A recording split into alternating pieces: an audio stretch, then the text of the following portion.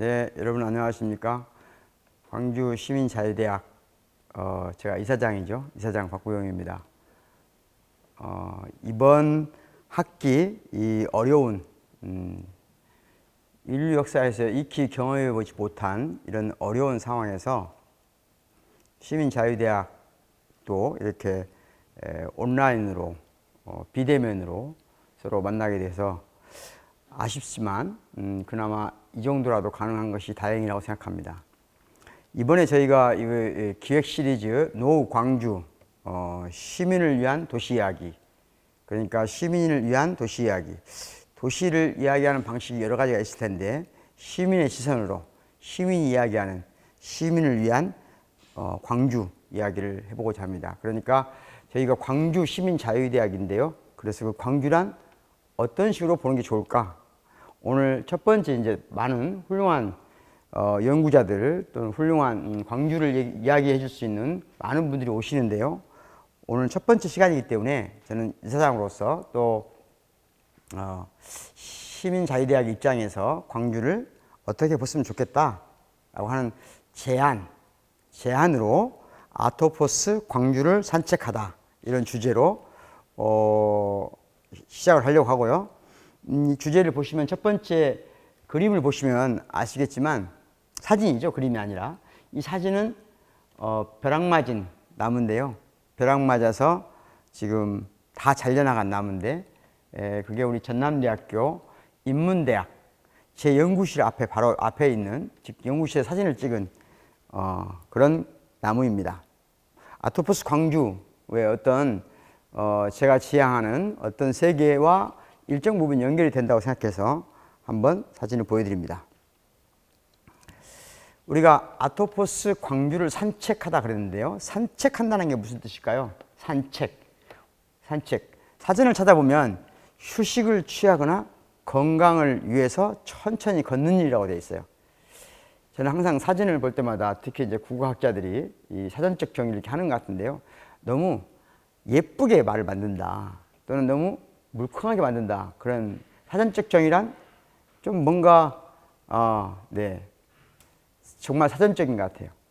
그런데 조금 말을 안으로 좀 들어가 보면 원래 산책이란 말이 한자말이란 말이죠. 그러면 한자말로 봤을 때 우리가 산책을 한다. 언뜻 보면 산에 가는 건가? 이런 느낌도 좀 있죠. 산자가 있으니까. 그런데 그런 산자가 아니고 대개는 어떨 때 쓰는 산자냐면요. 흩어진다는 의미거든요. 그러니까 예를 들어서 산만하다, 산종, 흩뿌려진다. 이럴 때 쓰는 산자예요. 그러니까 뭔가 흩어지고 뿌려지는 거예요. 그러면 책자는 뭐지냐? 우리가 꾀를 낸다는 말이거든요. 책략할 때. 꾀를 낸다는 뜻이에요. 그러면 두 말을 산책한다는 말은 무슨 말이에요? 흩어져서 꾀를 낸다는 거죠. 그러니까 흩어져서 생각해 보는 거예요. 흩어져서 생각해 보는 것. 그러니까 흩어져서 생각하는 거예요. 그 장소가 대체적으로는 이 산책을 하던 사람들은 예전에 어떤 일하면 산책하지는 않았겠잖아요. 그러니까 일하지 않는 시간에 또는 일하지 않고도 먹고 사는 그런 유산계급들이 했겠죠. 또는 지식인들이 했겠죠. 그래서 산책 그러면 뭔가 휴식을 취하는 것처럼 보였겠지. 하지만 산책은 휴식은 아니에요. 엄밀하게 말하면 노는 거죠. 놀이를 하는 거지 쉬는 게 아니에요. 그러면 산책 그러면 흩어진다는 말은 막 둘이 세 명이서 막 이야기를 집중적으로 하는 것은 산책이 아니에요. 이야기에 집중하는 것은. 그러니까 뭔가 둘이 가더라도 혼자 간 듯이, 열이 가더라도 혼자 가는 듯이, 또는 여럿이 함께 가듯이, 여럿이 따로 함께 가듯이 가면서 생각하고 궁리하는 것. 그것이 산책이다. 이렇게 말할 수 있을 것 같고, 제가 아토포스 광주를 산책하다 하는 말도 그런 뜻에서 프랑스 말에 플라네르라는 말이 있는데요. 플라네르. 이 말은 도시를 산책한다는 말입니다. 도시 산책자. 그러니까 도시를 그냥 건강 삼아서 걷자는 말이 아니에요. 우리나라 사람들 뿐만 아니라 아마 우리나라 사람들이 제가 보기에는 가장 이런 말을 많이 하는데요. 바라는 게 뭐냐 그러면 건강하고 싶다고 그래요. 건강이 가장 중요한 미덕으로 쳐요. 건강이 중요하죠. 그런데 저는 개인적으로는 예를 들자면 건강을 중요한 저 개인의 미덕으로 생각한 적은 없어요. 그렇다는 말은 제가 건강을 중요하게 생각하지 않는단 말이 아니에요. 만약에 누군가 여러분 내가 많이 자주 아프게 되면 어쩔까요? 당연히 건강이 중요한 삶의 목적이 돼야 되겠죠. 당연히 되겠죠. 내가 지금 뭔가 수술을 하거나 주변에 가족 중에 그런 큰 병고를 당하면 건강이 당면한 가장 중요한 주제고 중요한 담론의 주제가 되겠죠. 하지만 문제는 특별히 건강에 문제가 없는데도 막 건강에 대해 생각하는 것은 사실은 이게 건강과 관련된 산업 이데올로기의 결과거든요. 그러니까 상품 논리에 의해서 우리한테 각인되는 거예요. 요즘에 많이 말하는 힐링도 마찬가지입니다. 힐링이란 건 치료란 말이잖아요. 그래서 사람들은 이렇게 한적하게 걸으면서 산책하듯이 녹음이 우거진 거리를 걸으면서 그런 말을 해요. 바깥에 나가서 걸으면서 힐링되는 것 같다. 힐링된다는 말은 그럼 뭐가 아파야 되잖아요. 어디 아프지도 않은데 힐링된다고 그래요. 이런 게 다 이데올로기라는 거죠. 자, 그래서 저는 도시 산책자, 도시를 산책하는데 건강하기 위해 산책하는 게 아니에요. 건강하기 위해 산책하는 게 아니고 사유하는데 어떻게 사유하냐? 도시를 한 편의 작품으로, 한 편의 책으로 생각하고 산책을 하는 겁니다. 그러니까 도시를 읽는다는 말이에요. 흩어져서 궁리하는 거예요. 흩어져서 도시를 읽고 생각하는 겁니다. 이해하는 겁니다. 그게 플라네르고 도시 산책자라는 말이고, 그런 말을 프랑스의 현대 문학을 알리는 현대 예술의 문을 연 어떤 대문호라고 할 수 있죠. 샤를 보들레르의 이야기입니다. 똑같은 의미에서 조금은 다른 의미에서 도시 산책자라는 말을 또 많이 쓴 독일의 유대계 독일 철학자죠. 말처 벤야민이 있습니다.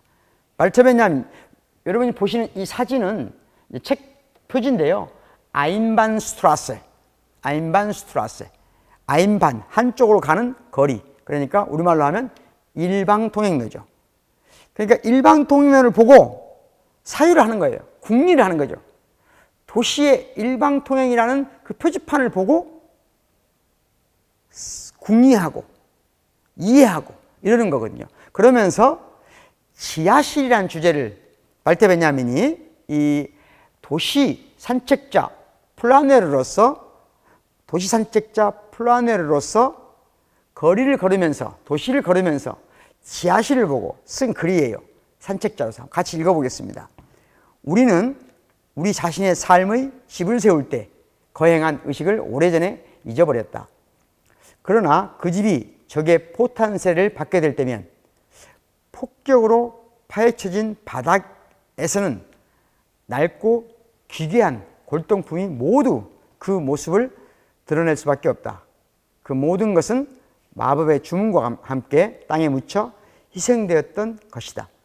가장 일상적인 것 아래에 뚫려 있는 가장 깊은 갱도의 바닥에는 얼마나 무한한, 제가 조금 잘못 쓴 것 같은데 골동품 보관소가 놓여 있는 것일까? 절망에 빠진 어느 날 밤, 나는 수십 년 동안 소식이 끊어졌던, 그동안 거의 기억에 떠올린 적이 없었던 한 학교 친구와 다시 돈독한 우정과 동지애를 맺는 꿈을 꾸었다. 그러나 잠에서 깨어났을 때 다음의 사실이 분명해졌다. 폭발물처럼 절망은 저 아래 갇혀있던 그 친구의 시신을 파헤쳐 경고를 보냈다는 사실이다. 언젠가 이곳에 살게 될 그 누구도 그와 전혀 닮지 않을 것이라고. 어려운 글이죠. 여러분, 어느 날 밤에 꿈에서 아주 오랫동안 헤어졌던 친구를 만난 적 있나요? 저 최근에 그런 꿈을 꾼 적이 있는데, 그러니까 아주 오래전에 만났던 친구, 그때 그 친구가 했던 아주 신선한, 그 당시에는 신선한 어떤 언약을 다시 하는 거죠. 또는 그런 약속을 다시 하는 거죠. 그것을 이 사람은 지금 여러 가지 삼중적 비유 또는 은유를 통해서 사유하는 건데요. 그러니까 지하실은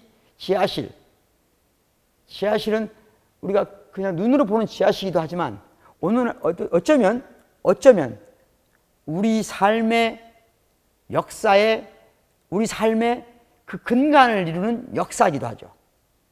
그것이 폭발됐을 때 역사가 드러나죠. 그런데 우리는 역사를 평상시에 기억하지 않죠. 중요한 걸 기억하지 않죠. 기억하고 싶어 하지 않죠. 그러니까 어젯밤 찾아온 친구는 내가 아주 소중한, 그래서 다시는 만날 수 없는 것들을 버리고 기억에서 파묻고 그래서 지하실 바닥에 쑤셔넣고 그렇게 살다가 결국 어떤 중요한 것도 없는, 모든 게 상실된 삶을 살고 있을지 모른다는 경고를 보내고 있다는 거지. 뭐가? 지하실이. 꿈이 지하실이, 그리고 역사가, 그리고 오랫동안 잊었던 그 친구가 나에게 무엇이 우리 삶에서 중요하지만 감춰져 있는가, 우리 삶을 형성하는 데 감춰져 있는 게 뭔가 하는 것을 불현듯 도시산책자 발터 베냐민이 지하실을 보면서 느꼈다는 겁니다. 지하실을 보면서 사유했다는 거죠. 물론 이 발터 베냐민의 이야기를 전혀 다르게 해석할 수 있습니다. 아니, 발터 베냐민과 다른 방식으로 우리는 지하실을 볼 수 있어요. 여러분, 지옥고를 아십니까? 지옥고. 서울에서 많이 쓰는 말인데 우리 광주에서는 이런 표현을 잘 쓰지 않죠. 서울에서. 지옥고란 도시 하층민들, 특히 젊은 하층민들이 주거 환경, 지옥고 같은 주거 환경을 압축적으로 표현한 말입니다. 그 첫 번째 지옥고의 지자가 뭐냐면 지하, 반지하 집이에요. 이게 반지하 집입니다. 밖에서 본. 여러분 이런 집에 살아보신 적 있나요? 네, 저는 살아본 적이 있습니다. 지금 저기는 이 사진에 보이는 것은요, 이런 집에서도 살아본 적이 있어요. 제가 서울에 잠깐 있을 때 살아본 적이 있는데요. 지금은 조금 환경이, 잘 보시면 물이 밀치는 것을 막기 위해서 물판을 대놨죠. 물이 흘러들어가지 않게. 저건 모순적이죠. 물이 흘러들어가지 않게 한 물판은 동시에 뭘 막을까요? 햇빛을 막죠. 이게 이제 서민들의 삶이라는 게 재밌는 게요, 꼭 저런 데 와서 술 처먹고 와서 술 마시고 와서 술 마시고 와서 저기다 볼일 보는 사람들이 있어요. 제가 살았던 이 반지하 방은요, 반지하가 아니라 그야말로 저 창문집 남은 거 있잖아요. 딱 그만큼이 도로에 연결된 방이었어요. 그러면 뭔만 보여요? 이렇게 보고 있으면 집에 완전히 집은 컴컴해요. 방은 컴컴한데 뭐만 보이냐? 저 멀리 창가에 발만 보여요. 발만 보이는 그런 집에 살아본 적이 있죠. 예, 이런 반지하를 보면 우리는 무엇을 생각할 수 있을까요? 아까 발터 베냐민의 그런 생각? 역사? 아니면 이건 사회? 우리 삶의 조건? 서울? 광주는 없죠? 광주에 이런 집 있습니까 혹시? 있을지 모르지만 저는 본 적은 없어요. 이 서울의 삶의 조건인데, 그러니까 예전에 2층 집밖에 허가를 안 낼 때 지하 및 1층 집을 내니까 약간 올려서 지하를 약간 햇빛이 들게 한 방식이거든요. 그래서 세를 내주는 거죠. 그 다음에 뭡니까? 지옥고, 옥탑방. 야, 이 사진을 잘 보시면, 옥탑방. 뭔가 옥탑방에 작은 불빛 하나가 무엇처럼, 절망의 빛처럼 보입니까? 아니면 희망의 빛처럼 보입니까? 네, 제가 서울 도시 빈민촌, 오래된 빈민촌인데 비지구리라는 곳에서 아까 말했던 거 살아본 적이 있는데요. 거기서 살아보면 한 가지를 깨달을 수 있어요. 여기 들어오기는 쉬울지 모르지만 나가기는 쉽지 않다는 거. 사회적 구조가 그렇습니다. 문제는 여기에도 사람에게는 행복과 불행이 있어요. 즐거움과 슬픔이 다 있어요. 그렇게 단도직입적으로 여기 이 옥탑방에 있는 집이 저기 저 멀리 있는 아파트에 있는 집보다 더 불행할 거라고 생각하는 것만큼 단순한 것은 없어요. 그건 생각하지 않는 겁니다. 삶은 그렇게 단순하지 않아요. 그럼에도 불구하고 그러니까 옥탑방에서도 행복이 있으니까, 지옥고에서도 행복이 있으니까, 그러니까 지옥고의 삶도 괜찮아 이렇게 말하는 것은, 그렇게 말하는 사람이 있어요. 또 이건 기만 중에 인간이 할 수 있는 가장 큰 기만이에요. 다른 측면에서. 자, 마지막 고시원입니다. 고시원. 그렇죠? 방금 말씀대로 한 평짜리 공간, 그곳에도 삶은 있다. 소설이죠. 최근의 소설들은 이런 경향이 있어요. 더 밀폐된 공간으로, 더 폐쇄된 공간으로, 그러니까 우리 안에 있지만 안에 들어오지 못한 공간, 이 공간으로 점점점 밀려가고 점점점 그쪽으로 파고드는 현대 소설들은 아무래도 거기에 삶이 압축적으로, 우리 사회가 갖고 있는 모순이 가장 압축적으로 드러나기 때문이거든요. 도시, 산책자, 플라네르란 모순이 압축된 것으로부터 사유를 시작하는 거예요. 그래서 아무래도 대부분의 현대 젊은 소설가들은 바로 그 도시 산책자처럼 압축된 모순의 환경을 찾아서 소설을 쓰고 있지 않는가, 그런 생각이 들었습니다. 광주에는 이런 게 또 있죠. 저작권 이런 문제 때문에 약간 가리기 위해서 제가 여인숙 그걸 또 따로 떼서 약간 붙였는데요. 여관 옆에 잘 보시면 그 대문이 참 꽤 괜찮은 대문이죠. 오래전에. 예전에 아마 이 오른쪽 지금 대문집에 사는 사람은 꽤 부를 누리는 사람이었을 거예요. 이 정도 집이면 그렇게 흔히 80년대 이전에 지어진 또는 그 근대에 지어진 집인데요. 이 정도의 대문 그리고 파사트를 가진다면 굉장한 집이에요. 그런데 옆에 훨씬 상황이 안 좋은 여관, 그리고 그 여관으로 가는 문은 있지만 이 오래된 고택으로 가는 문은 없죠. 이건 무엇을 말할까요? 네, 이미 그 가치를 상실해 가고 있는, 그래서 달방을 내주는 이 여관보다도 한때 찬란했던 한 집의 역사가 더 무의미한 공간으로 전락하고 있다는 거죠. 삶은 그래서 무상하다는 거예요. 무상하다는 거예요. 사실은 이 여관방에서 얼마나 많은 사람들이 사랑을 나누었겠습니까? 이 여관방에서 얼마나 많은 사람들이 사랑의 고통을, 또 그것 때문에 얼마나 많은 사람들이 싸웠겠습니까? 이 안에서. 얼마나 많은 사람들이 새로운 미래를 꿈꿨겠습니까? 또 얼마나 많은 사람들이 삶이 이 여관방에서 파괴됐겠습니까? 그런데 그 이야기가 무수히 많겠죠. 무수히 많았겠죠. 어쨌든 지금은 여관으로서의 기능이 상실돼 가고 있는, 그러니까 기능을 상실할 때 존재가 드러난다고 하거든요. 어떤 것은 예를 들자면 이런 거죠. 제가 이걸 지금 컵인데요. 이걸 망치라고 생각해 봐요. 망치로 못을 받고 있을 때는 망치로서의 이 존재의 그 가치가 너무나 당연하게 기능하고 있을 때는 이것이 나에게 존재로서 등장하지 않죠. 도구로서 등장하죠. 그런데 이 망치가 고장나서 그 기능 자체를 상실할 때 나는 그걸 들고 그때부터 이것이 존재 자체와 대면하게 되는 거죠.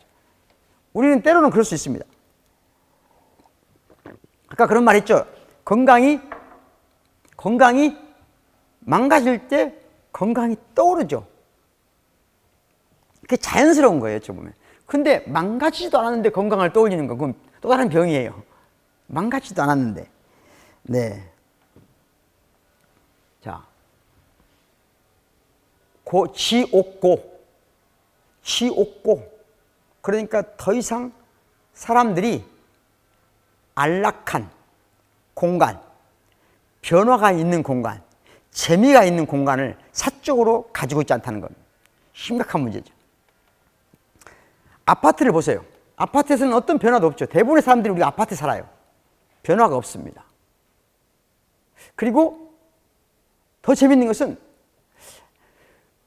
우리가 가장 사적 공간이라고 하는 가장 친밀성의 공간인 집, 내가 살고 있는 곳, 그곳에서 가장 친밀한 관계를 맺지 못해요.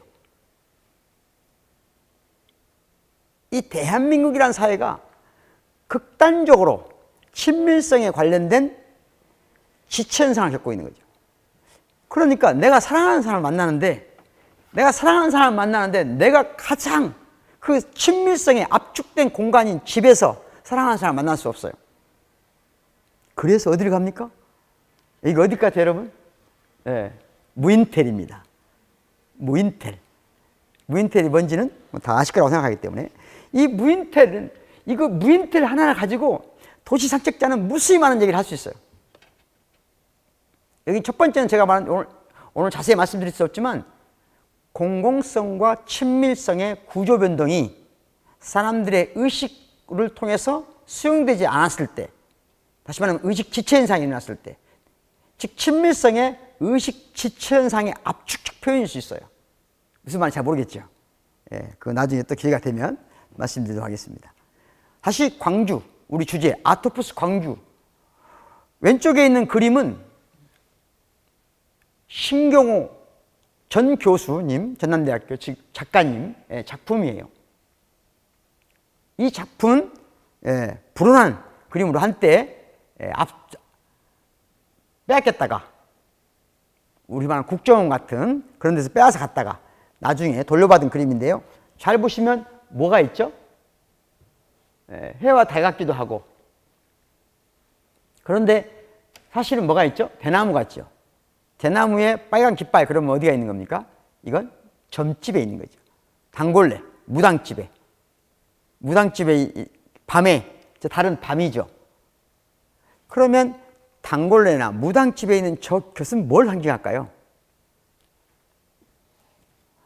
억울한 사람 있죠. 억울하게 죽은 사람.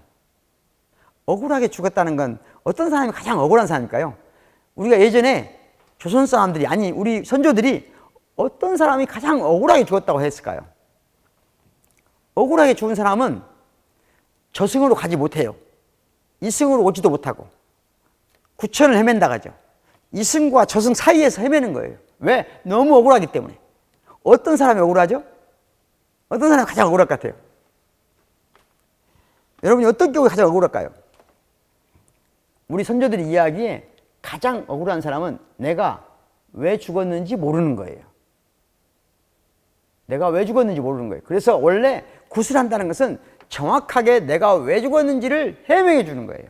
관계 속에서. 해명해 주면 납득이 돼야죠. 그러면 저승으로 가는 겁니다. 이해하시겠어요? 예, 원래 예를 들면 불교에서는 49제를 지내죠. 모든 인연을 끊어내기 위해서. 예? 7번 77, 49. 예.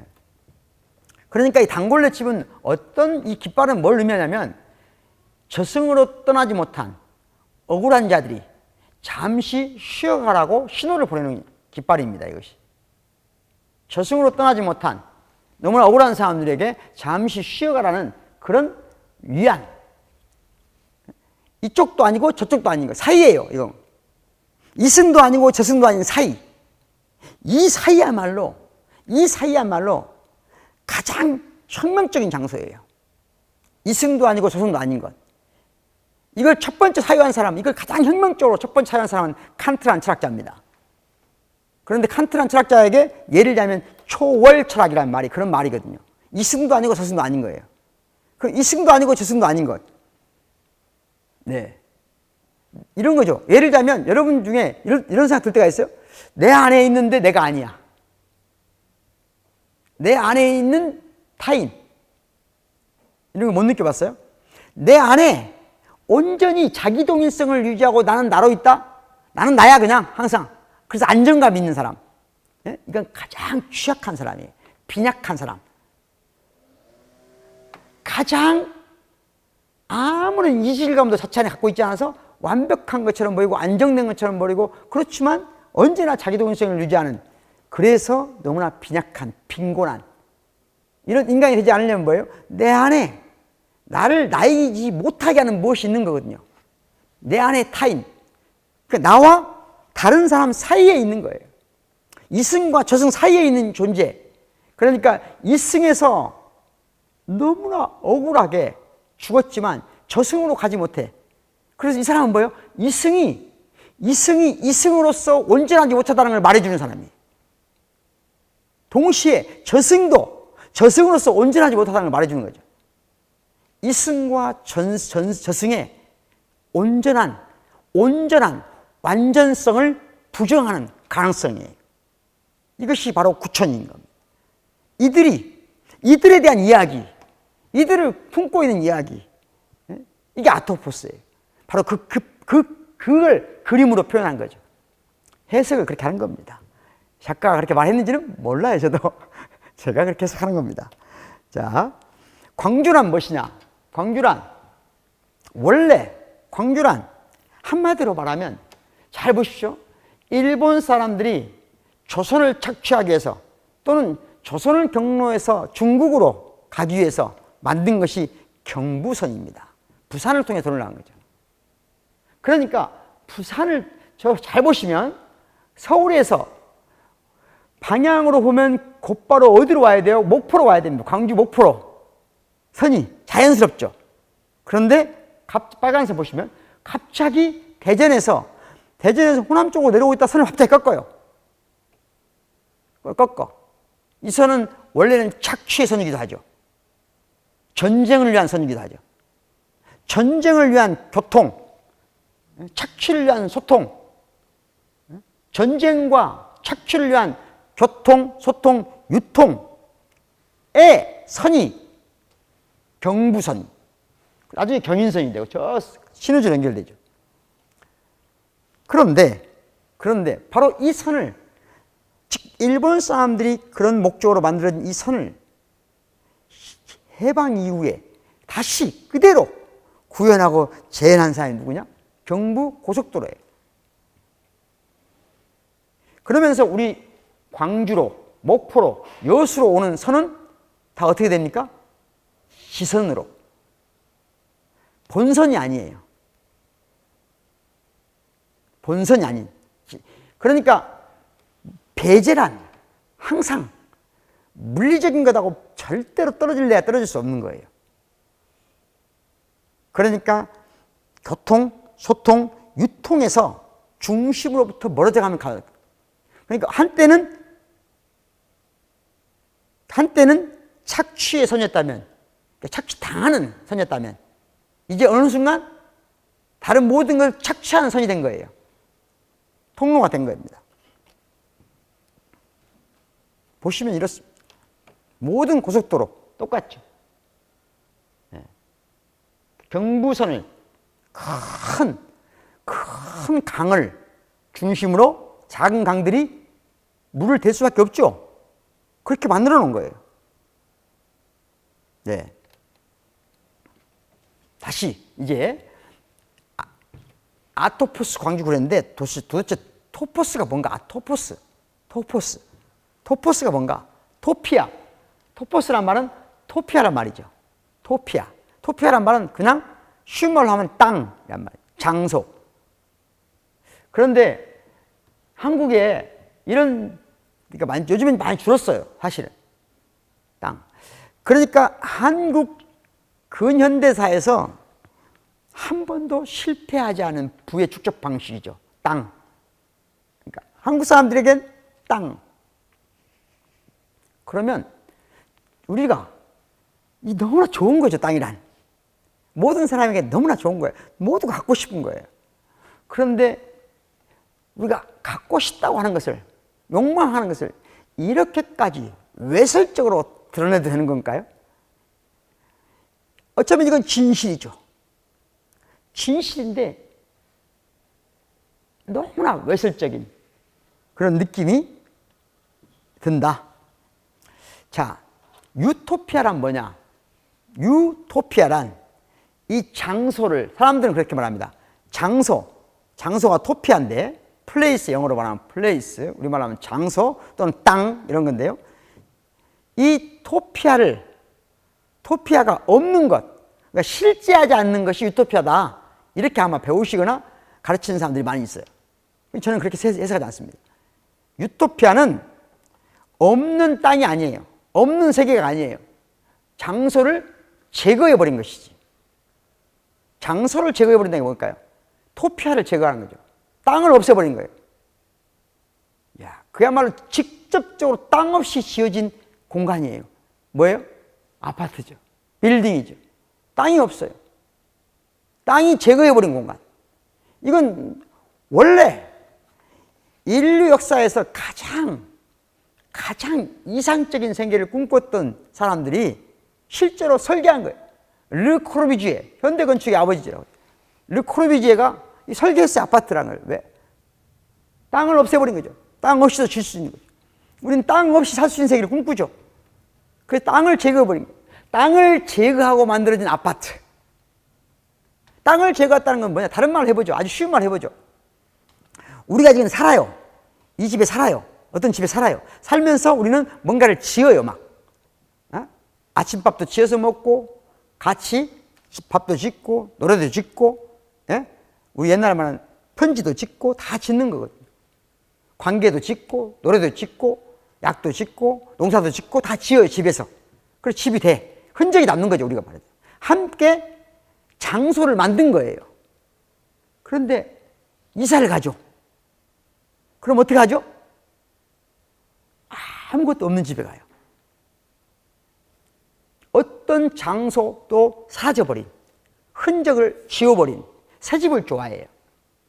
더군다나 만약에 여건이 달라서 헌 집을 가게 되면 어떻게 하죠? 리모델링을 하죠. 앞사람이 만든 장소성을 우리는 용납하지 못해요. 그건 동물들하고 똑같죠. 동물들이 새로운 영역을 가면 앞 동물들이 만들었던 거 다 제거하는 거 똑같아요. 너무나 동물적인 거죠. 짐승 같은 짓이죠. 앞사람이 만들어온 삶의 흔적을 못 견뎌요. 그러니까 어떻게 해요? 리모델링 하죠. 싹 없애버리죠. 그런 방식으로 잘 생각해 보세요. 내가 지금까지 살아온 나의 삶의 흔적은 도대체 어디에 남아있을까요? 있을까요? 어디에도 없어요. 우리 모두는 지금 그래서 내 삶의 흔적, 장소, 집이 없어요. 뭐만 있습니까? 유토피아에 사는 거예요.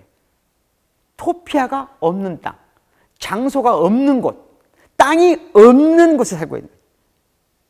이걸 더 가치 있다고 생각하면 사는 거예요. 그러니까 우리는 화려해지면 화려해질수록 빈곤해지는 거예요. 그래서 불안한 겁니다. 현대인은, 특히 한국인은. 이런 걸 예술로서 표현할 수도 있죠. 도시 산책자들의 미술적 표현이다, 저는 이렇게 봅니다. 정혜윤이라는 작가. 똑같죠. 똑같은데 화려하죠. 역사를 조금 더 어려운 얘기를 해볼까 하는데요. 먼저 우리가 플레이스, 스페이스가 있잖아요. 그런 스페이스는 공간입니다. 아까 말했죠. 플레이스는 흔적이 있는 거예요. 역사가 있는 겁니다. 우리가 만든 흔적, 역사가 있는 것이 플레이스예요. 역사는 처음에 플레이스에서 스페이스로 갔다. 이 유명한 말인데요.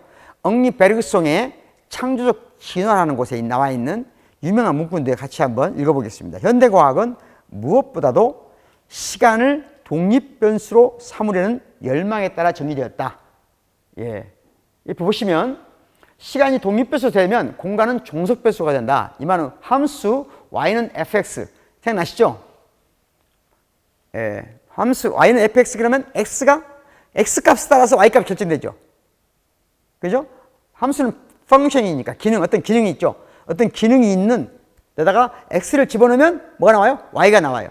그러면 x가에 따라서 y가 결정되는 거죠. 그렇죠? 앞에다 숫자를 집으면 상수라고 하고요. 그죠? 그러니까 x가 독립변수가 된다는 거예요. x가 모든 결정하는 거예요. x가 시간이 되고 y는 뭐가 된다? 공간이 됐다.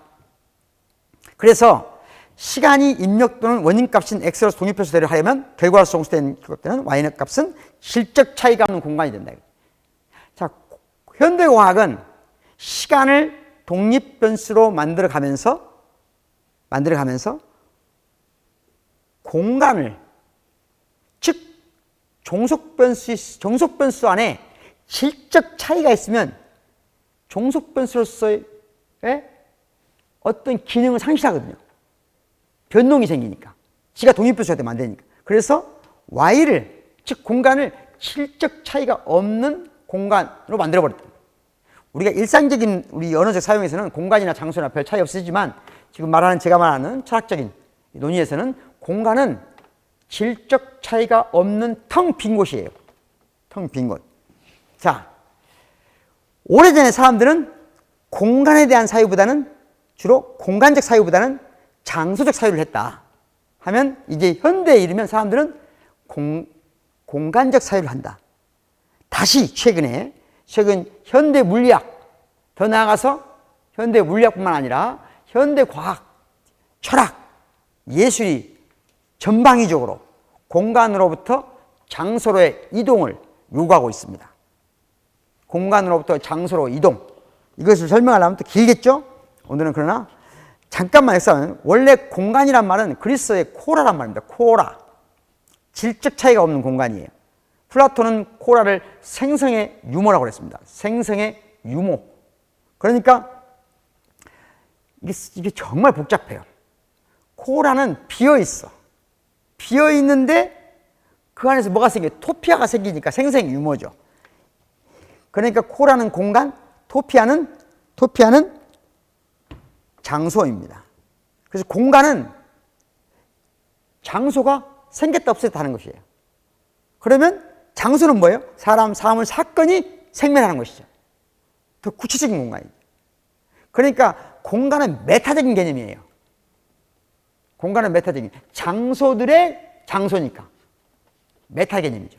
그래서 장소는 이것도 굉장히 이제 어려운 얘기인데요. 정말 이 세상에 이제 현대 물리학에서도 고전적인 물리학에서도 가장 중요한 주제 중에 하나인데 도대체 공간이라는 게 있는가 하는 거예요. 있을까요? 예, 이건 과학적인 질문이죠. 자, 중요한 것은 공간은 장소의 장소. 그래서 생성의 유모. 그런데 장소는 뭐냐? 비휴대용 그릇이라고 했어요. 아리스토텔레스가. 비휴대용 그릇.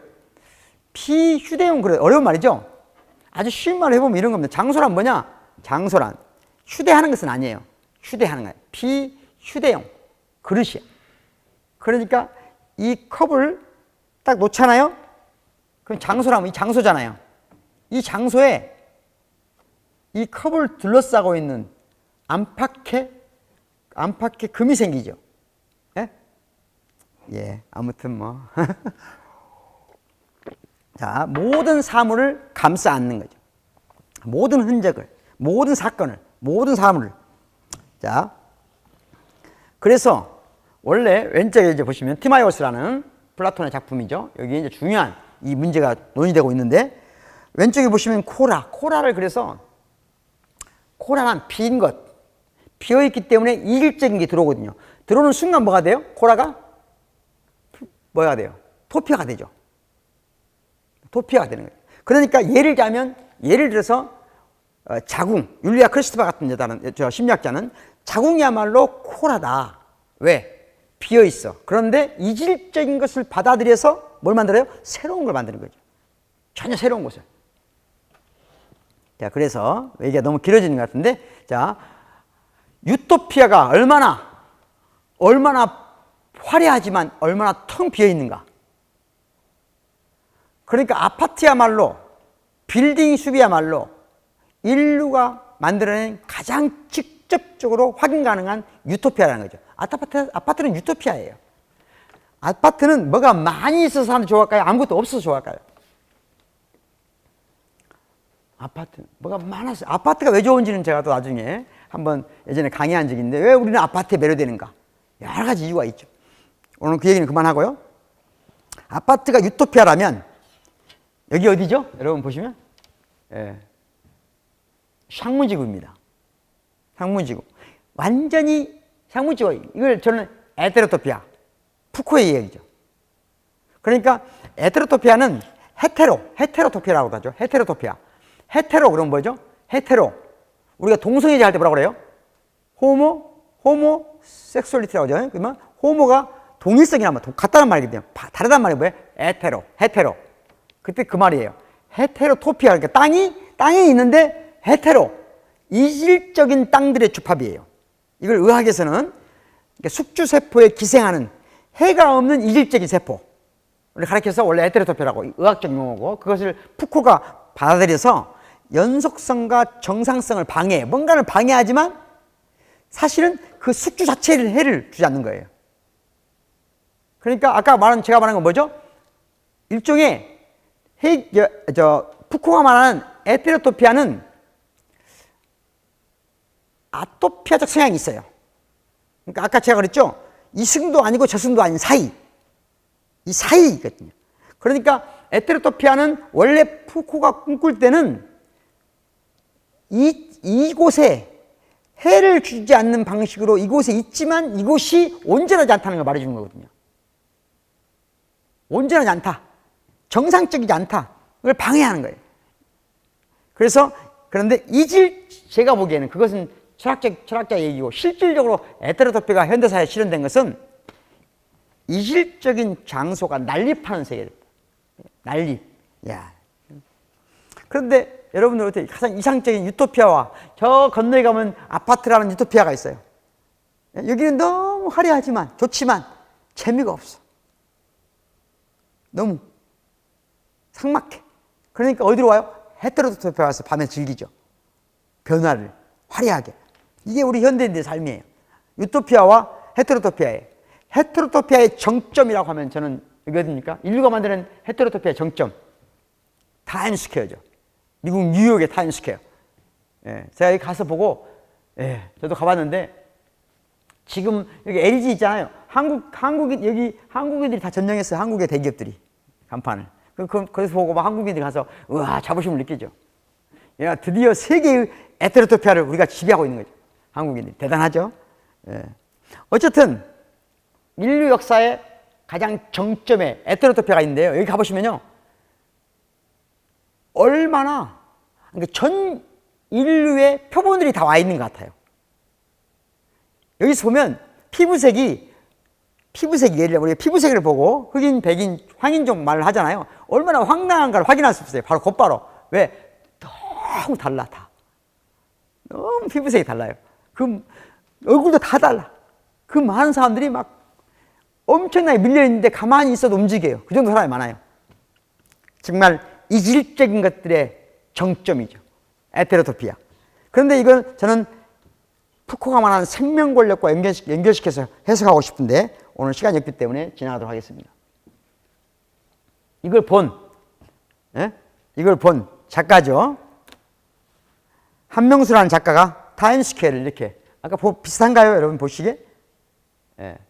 이걸, 그러니까 에테로토피아, 이질적인 것의 환영이죠. 멀리서 보면 이렇게 초현실주의로 가는 거죠. 예수는 이렇게 볼 수 있죠. 네. 아까 그 도시의 모습을 다시 멀리서 보면, 빨리 지나가면서 보면 추상화가 되죠. 이렇게 볼 수도 있죠. 에테로토피아를 전혀 다른 맥락에서. 여러분 예를 들면 그 양동시장이나 이런 데 가보면 느낄 수 있죠. 네?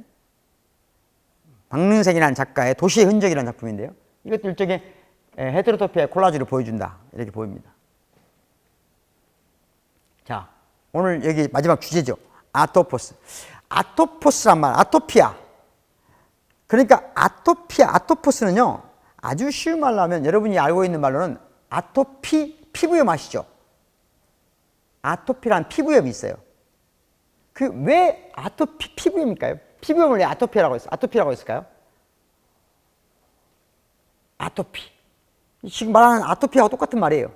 그 무슨 말이냐? 아토피 피부염의 가장 중요한 특징이 뭐냐죠? 증상이 다 달라. 증상이 달라요. 그런데 증상이 다른 것만 가지고는 아토피가 되지 않아요.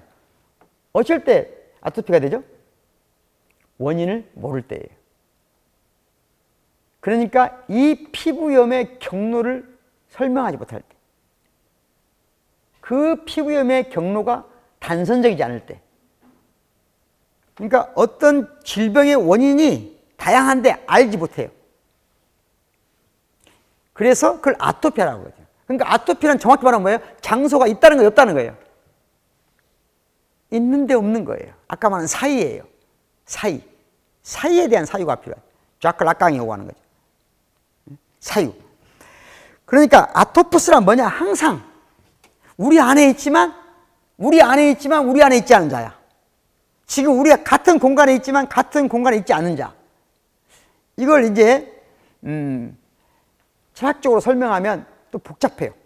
판단론이라고 하는데 판단 또는 범주와 관련된 논의가 있고, 그래서 판단에서는 예를 들자면 우리가 뭔가 긍정 판단하는 거죠. 예를 들자면 나는 사람이다. 긍정 판단이죠. 나는 사람이 아니다. 부정 판단이죠. 그런데 나는 비사람이다.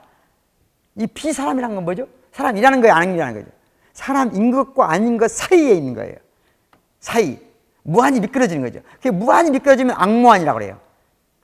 악무한. 일정한 의미에서 그것이 의미 지평을 가질 때 진무한이라고 그래요. 해결이 많은. 너무 많은 얘기를 하고 있어서 지금 여러분들 헷갈릴 것 같으니까 좀 더 줄여보면, 아토포스 강주는 내가 갈망하는 타자, 나를 매혹시키는 타자, 동일성으로 포섭되지 않는 타자성을 가진 타자로서의 장소.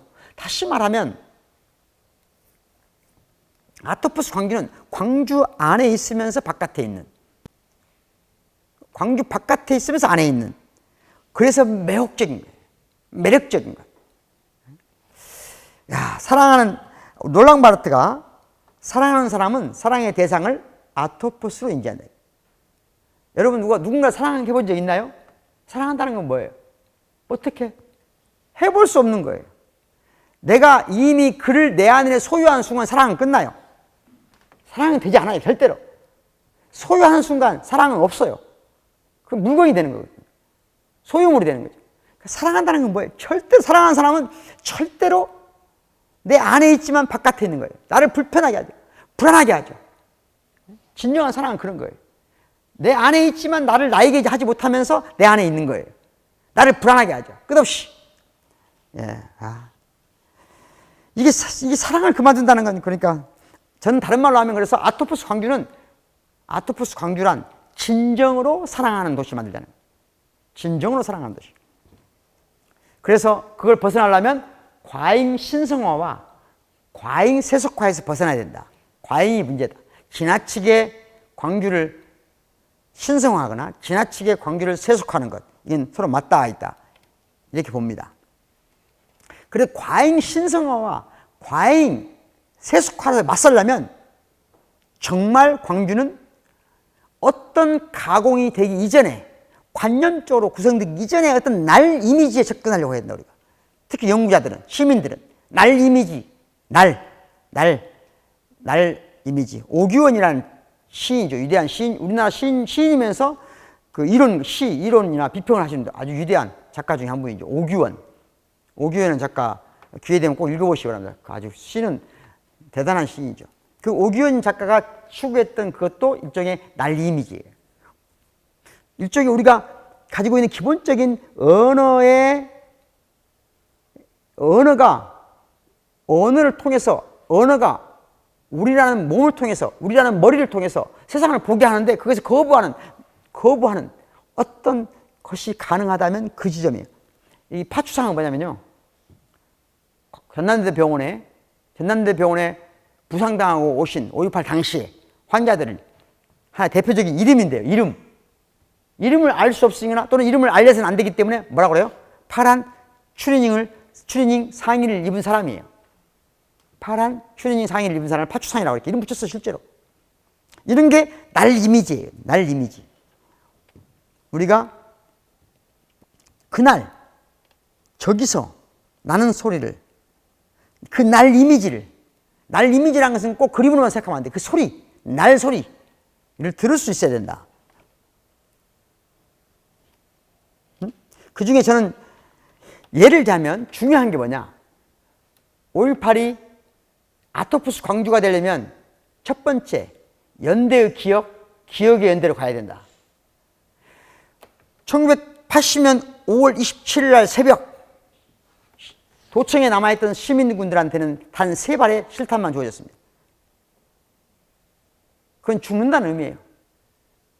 마지막 살아남은 시민군 오규철이 그날을 이렇게 상상하고 있습니다. 우리가 여기서 싸우다 죽으면 어차피 씻겨줄 사람도 없을 텐데 일단 목욕이나 하자. 죽음을 각오하고 목욕하고 속옷을 갈아입고 차분히 마지막을 전투를 준비했다는 거예요. 그러니까 왜 그래요? 우린 죽으면 뭐 하죠? 몸을 깨끗이 씻고 죽음으로 가는 옷을 입혀주잖아요. 이들은 자신들의 시체가, 자신들의 죽음이 환영받지 못할 것이다. 버려질 것이다. 그러니까 스스로 뭐 한 거예요? 죽음의 의식을 한 겁니다. 이것이 총탄 3발을 받은 그날 밤 극단적으로 연대의 기억을 갖고 있는, 그러면 1980년 5월 17일 날 그들은 왜 그 자리에 남았을까요? 집으로 간 사람도 있죠. 거기에 남았을 수도 있고 집에 갈 수도 있어요. 둘 중에 하나를 선택하는 것, 이것은 자유가 아니에요. 둘 중에 하나를 선택할 수 있다고 생각할 때 하나를 선택한 사람들이 아니에요. 거기에 남아있는 시민군은 달리 다른 선택을 할 수 없었기 때문에 남은 거예요. 달리 다른 선택을 할 수 없음. 다시 말하면 이것은 자기에게 필연성이고 운명인 거예요. 자기에게 부여된 필연적 운명에 대한 인정, 이것이 자유다. 그러니까 그것은 뭐예요? 그 자리에 남아있고 싶은 사람이 누가 있겠어요? 나를 남아있게 하지 못하게 하는 내 안에 있는 그 타자를 영접하는 거예요. 이것이 자유라고 하는 거예요. 이걸 자유라고 설명한 최초의 사람이 헤겔입니다. 헤겔이라는 철학자예요. 자유란 타자 안에서 자기로 있는 거예요. 자기 안에서 타인으로 있는 거예요. 이런 맥락에서 그날 연대의 기억을, 그러니까 최고의 자유는 아름다운 영혼의 부정적 속성, 곧 모든 것을 단념할 수 있는 가능성이다.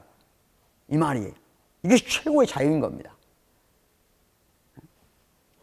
이걸 나중에 니체식으로 표현하면 아모르 파티라고 그래요. 아모르 파티. 이게 안 나와 있는데. 그래서 우리는 이제 5.18 당시의 연대의 기억의 연대로 이끌어 가야 된다. 아토포스 광주란. 그래서 예를 들자면 그날의 연대의 기억 연대로 끝난 말은 과거로 가면 동학 농민전쟁에서부터 3월 독립운동, 4월 시민혁명에 대한 응답이면서 발터 베냐민 용어죠. 응답이라는 거예요. 응답으로서 역사. 더 나아가서 5.18은 부마 항쟁은 다른 사건이 아니다. 하나의 사건이라고 보는 겁니다. 옛날에는 5.18을 전국화하자고 그랬어요. 저는 반대합니다. 왜 5.18을 전국화해야 됩니까?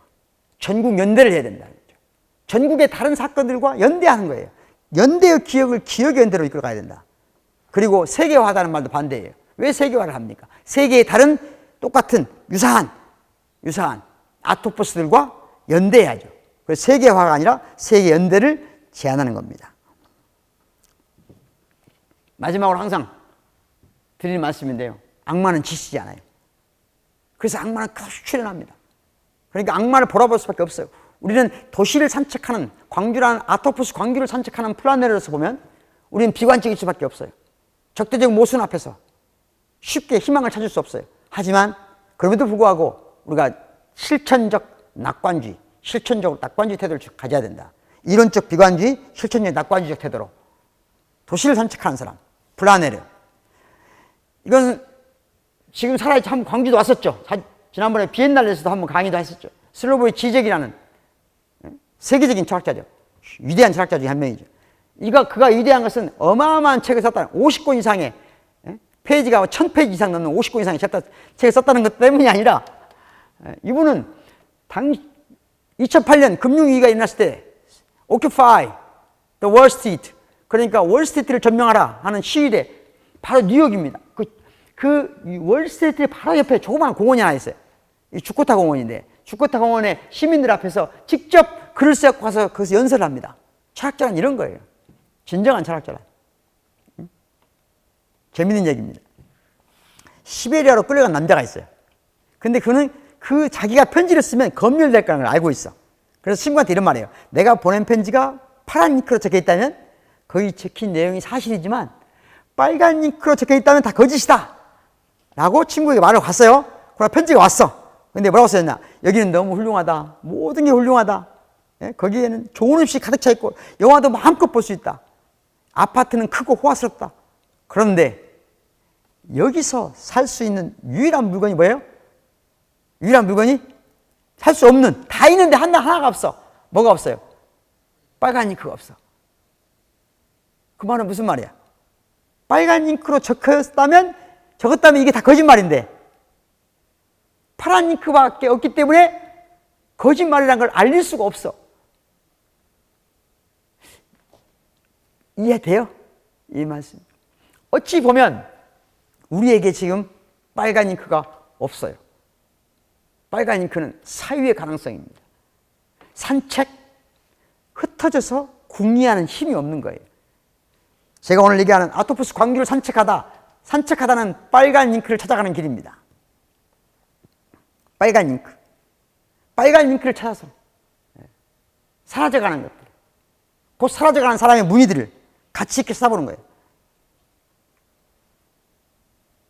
뭐가 보입니까? 뭐가 사라지고 있는 것 같습니까? 저 멀리 무등산이 사라지고 있죠. 무등산이 사라져가고 있어요. 사람들은 그렇게 말할 수 있어요.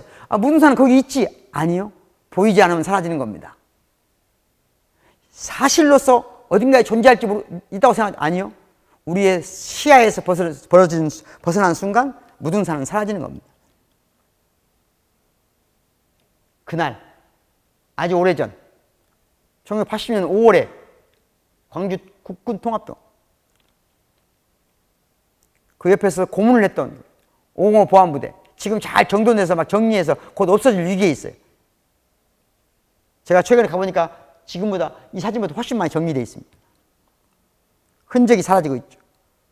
광주에서 가장 많은 사람들이, 가장 많은 젊은 여성들이 꿈과 희망과 절망이 압축적으로 표현되어 있는 곳이죠. 이것도 곧 사라질 위기에 있습니다. 아파트가 들었을 거예요. 유토피아가 되는 거죠. 유토피아가 많아지면 많아질수록 우리는 뭐라고요? 빈곤해져요.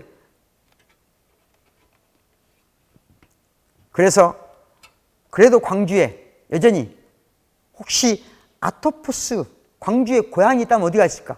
저는 광주국장이라고 생각합니다. 광주국장에 대한 이야기는 끝없이 할 수 있지만 관심을 가져주시기 바랍니다. 아까 말했죠. 결국은 진정한 자유란 뭐라죠? 진정한 자유는 사랑이에요. 아모르 파티. 이때 사랑은 어떤 사랑이냐? 받아들이는 거예요. 뭘 받아들여요? 소유하는 게 아니에요. 받아들이는 거야. 그런데 사랑은 절대로 부족한 걸 채우는 것이 아니다. 그건 거래예요. 거래. 이런 거 있죠. 나는 아름다운 외모가 있어. 너는 돈이 있구나. 서로 나랑 같이 갖자. 이건 거래예요. 사랑이 아니에요. 사랑은 부족한 것을 서로 채우는 것이 아니에요. 사랑은 넘치는 것이에요. 넘쳐서 주체하지 못하는 거예요. 그래서 항상 얘기하죠. 학문과 예술을 사랑하는, 학문과 예술을 내가 넘치도록 사랑하는 그런 광주 시민자유대학과 함께 아토포스 광주 앞으로 남은 기간 동안 훌륭한 선생님들과 함께 좋은 산책, 즐거운 산책, 아름다운 산책이 되기 바라겠습니다. 고맙습니다.